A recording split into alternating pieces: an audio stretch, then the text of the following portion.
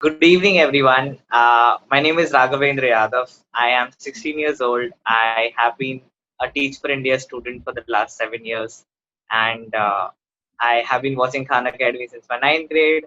I'm currently a student advisor to organization called ClearLab.Education Foundation, which works on providing an online education, an excellent online education, absolutely free. And maybe that is why something that I'm very, very excited about this interview today here.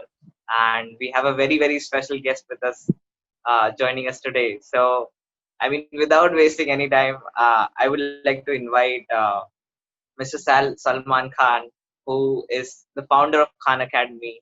So, without any wasting time, let's just get started and let's start this beautiful conversation with him. So, I mean, it's a very obvious question that we are asking you. Just introduce yourself in 10 words.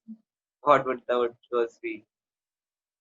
10 words. Well, first of all, thanks for having me here, Raghavendra. I don't know if I'm going to be able to get it exactly 10, but if I introduce myself, I guess in this context, founder of Khan Academy, trying to get as many people to reach their potential as possible. Is that under 10? I don't That's a know. little more. Okay.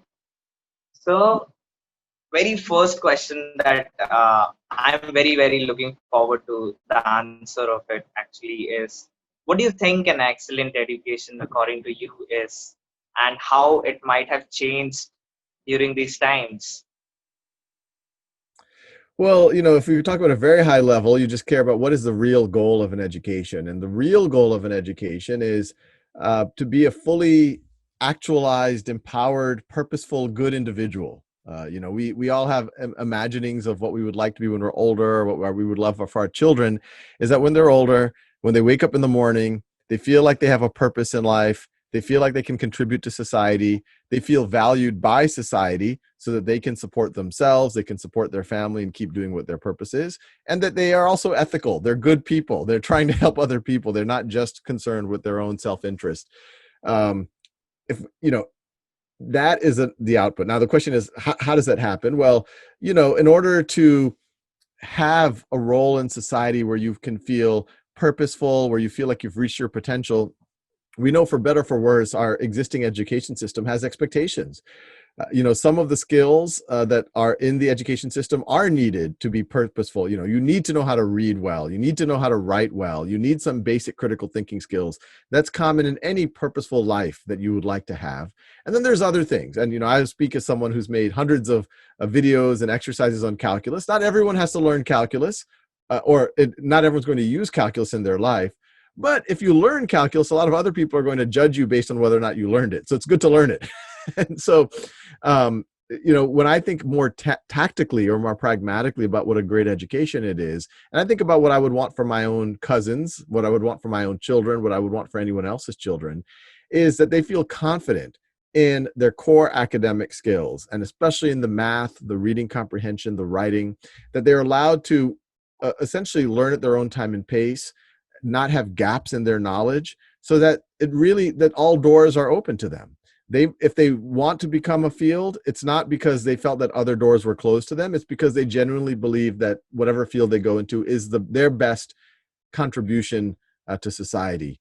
In terms of what all of this means, if you go very practical or tactical to the world that we're in today, I think there's two aspects. In a COVID world where we're unfortunately having to do distance learning, which is very suboptimal. Let me be the first person to say that. You have modalities like Khan Academy that let people learn at their own time and pace, get practice, feedback, get video supports, have teachers understand where their kids are. That is a very valuable way, because not only will students hopefully be able to fill in their gaps, learn at their own time and pace, but they'll also learn some of the skills of how do you take control of your own learning. That it really, at the end of the day, it's the student needs to be in the driver's seat, because one day the adult's not going to be there for them when they're in their 20s or 30s. They need to be able to keep learning. The other aspect is, what do you do when you're on a video conference with each other? And that, what I'm really preaching is make that as interactive as possible, because the irony here is that distance learning is right now most kids' connection to socialization outside of their direct family right now. So it's even more important, and it's much easier to get distracted if you have other windows open or whatever else. And so teachers need to pull kids out of the screen. What does that mean? Call on them. Even keep track of who you haven't called from. Try to make sure you hear from everyone.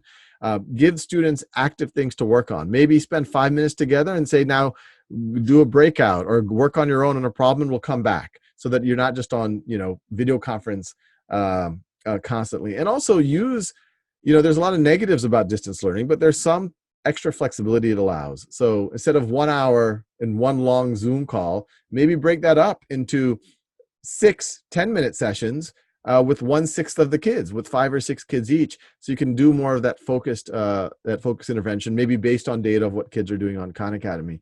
And, just to connect the dots between the very tactical that I just said and this aspirational that I started with, is that will give kids agency over themselves. It'll allow them to have strong foundations so that their path that they pick in life is not going to be because of closed doors. It's just because they picked the right open door. And they're not only going to learn the academics, but they're going to learn to interact and have not just written communication skills, but oral communication skills and collaboration skills. I mean, that was really, really, all-around answer to our question. Like, thank you for the idea of like kids being in the driver's seat is very, very important in these times, especially. The next question is centered around a little bit about the work that you do.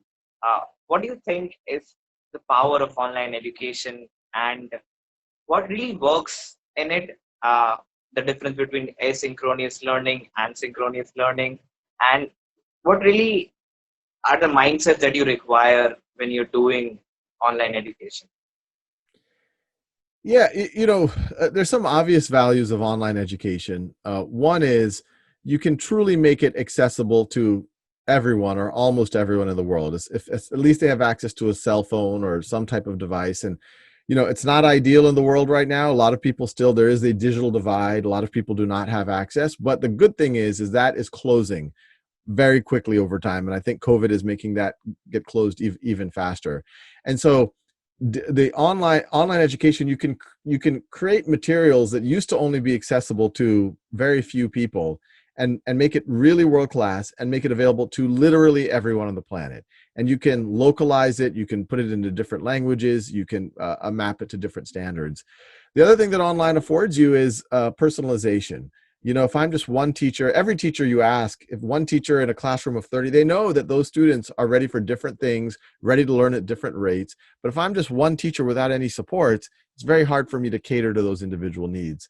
That's what software is good at. Software is good at being able to see where each student is and say, okay, maybe this exercise is for you, maybe this video is for you, and then provide all that data. So it almost becomes like a teaching assistant for a teacher. So if you don't have access to a teacher, which is suboptimal, I'm the first to say that for my own kids, if I had to pick between a teacher and technology, I would pick the teacher every time. The ideal is technology in service to what the teacher is doing. But we do know that there's parts of the world, parts of India, where there might not be someone in a village who can teach calculus. There might not be access to a school. And so the technology on itself can reach those kids, but ideally technology in conjunction with other human beings can be very, very, very powerful. I think there's also power to online learning with that. The learning is no longer bound by time or space. You can learn, when you're on a bus. You can learn when you're visiting your family in another town. You can learn at any age. And I think that's actually going to be one of the mega trends of the next several decades, is that, historically, if you talk to someone 100 years ago or 50 years ago, they would say, yeah, you go to high school for 12 years, maybe go to college for another 4, and then take those skills and you apply this in your career for the next 30, 40 years, and then you get retirement and then you die. That was the old model. The new model is, yeah, you'll go to school, but once you go into whatever careers are going to constantly change. The world is only changing faster and faster and faster. And so the meta skill that kids need more than ever is the skill of being able to learn, the ability to have agency. And that's where online tools can be valuable.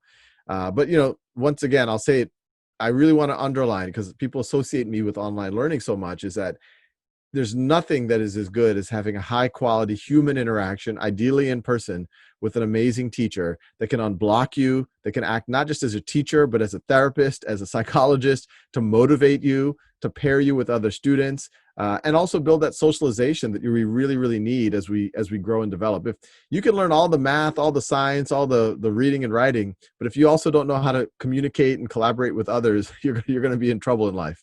Yeah, I mean that aspect is very very important, like the accessibility of teachers from anywhere around the world, and the different paths through which this can reach is a very very strong asset of online education. The next question is very specific to educators. How can educators make distance learning work? Actually, we are not seeing, and how can they adapt to practices from in-person classroom to online learning without replicating something? And what are some of the mindset that are needed to shift among the teachers and the parents that we have today? Yeah, the way I would view it, and I know it's very hard as educators right now. I mean, educators have incredible stress. They've had to, in just a matter of months or in some cases weeks, completely change how they're doing everything, learn new technologies. So this is not an easy situation. It's very easy to give advice right now. It's hard to implement the advice. So I'll just say that first. But what I really encourage educators to think about is, as difficult as these times are, it's also an opportunity for experimentation and trying new things, because you might, if it works, that's great. And if it doesn't work, that's okay. You learn from it and you fail forward. You try a new thing. And so I think there's opportunities right now for educators to say, okay, what really, really, really matters? What are the things that I really want for the students? And to really have that mindset versus, okay, what does school look like before and how do I make it look like that now? Instead, think about, what is your goal? Okay, my goal is I really need to make sure my students develop certain skills over the course of the year. Now, out of 100 skills that I try to normally cover in a year, this year is going to be tough. So let me figure out the 30 or 40 that are absolutely most important. And then let me think about the other types of, the communication, the social engagement that are also really, really important.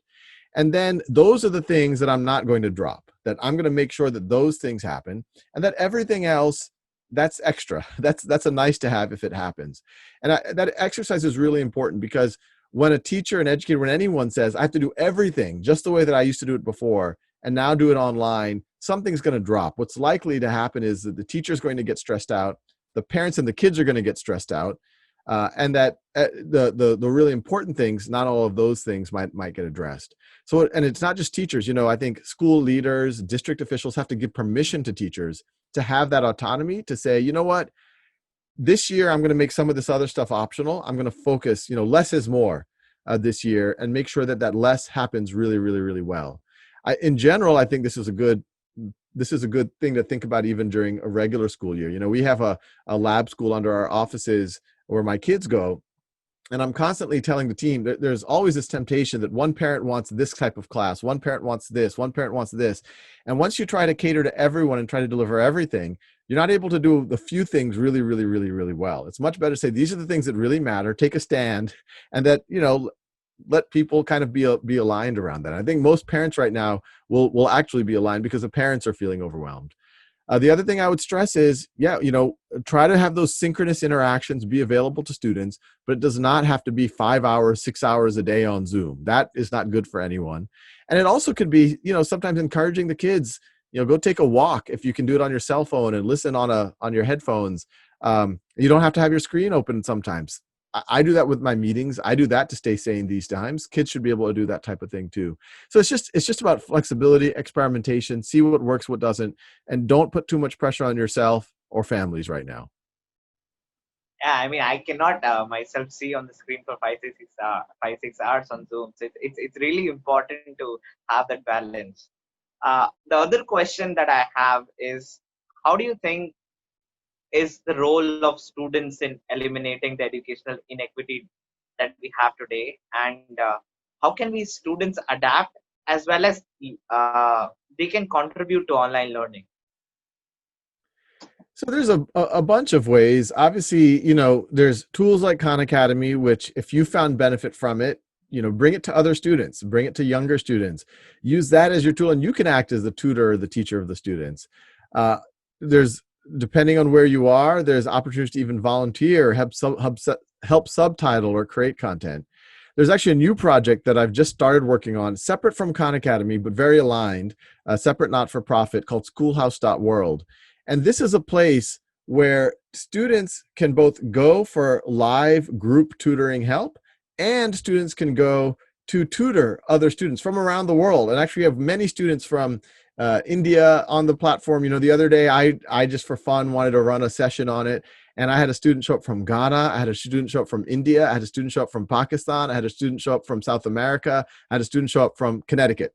And so it's a really cool way of giving back, and I think a really fun way to connect with people from around the world. So, there's many opportunities. You can tutor in your local community, leverage Khan Academy, kind of be an ambassador for Khan Academy, and you could tutor on platforms like schoolhouse.world. Okay, I mean, there's like bunch of opportunities available for us, and whether it's with leveraging or like tutoring with person.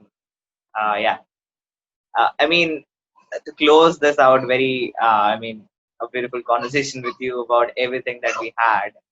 Uh, what is the silver lining that you see in the current times? And is this the pandemic an opportunity for us to dream bigger about education than we have ever had? And what does the future of education look like post-COVID world? Yeah, great question. And I'll say it again. Clearly, this is suboptimal. A lot of students aren't able to learn properly right now. It's a very stressful time. We're going to have a lot of kids with learning loss over this COVID period, so that's very negative. But to your question, there probably are some silver linings. People are taking the digital divide very seriously. They realize that if a student does not have internet access now, it's like not having heating or water or electricity. It's something that people need to take very seriously. And a silver lining is I am seeing communities, school districts, corporations, governments take this seriously. So I think there's more energy than ever at trying to get more internet access at home to more people, which is going to help not just academics, but it's going to help, to participate in the economy or even your emotional well-being. It's very, very important right now. I think another silver lining is we have a whole generation of teachers who've been thrown into the deep end of the pool on technology, which is very uncomfortable and suboptimal in the short term. But in the long term, it's going to lower the activation energy to trying new things, to leveraging tools, which will help kids learn more and will actually be time saving and help teachers use their time more efficiently as well. You have a whole generation of parents who've had to be the teaching assistant this year and had to engage much deeper in their kids' education and understand, oh, okay, this is what my child is doing. Oh, wow, my child needs a little bit more help on this. Wow, now I empathize with the teacher a little bit more. My child might be a little more difficult than I thought. Or my child might have gifts in a certain area that I didn't fully appreciate. I think you have a whole generation of students that more is being expected of them.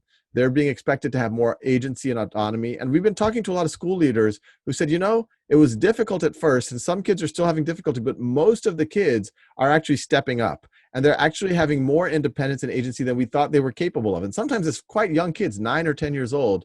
And so I think that's going to change the educators' mindsets going forward to say, hey, when we go back to school, maybe I shouldn't tell you everything that you should be doing every hour of the day. Maybe we should be giving you goals and you should be achieving those goals. And we, the adults, need to be there to help you unlock those goals. Everything we've talked about how do you make it an engaging video conference session, that's true in a classroom as well. We all know you can be physically present in a classroom. You might not be mentally present in a classroom or emotionally present in a classroom. And it's hard for the teacher when you're teaching to 30 kids, you're lecturing to them and they just, they have blank faces. They look like, you don't know. It's hard to teach to that.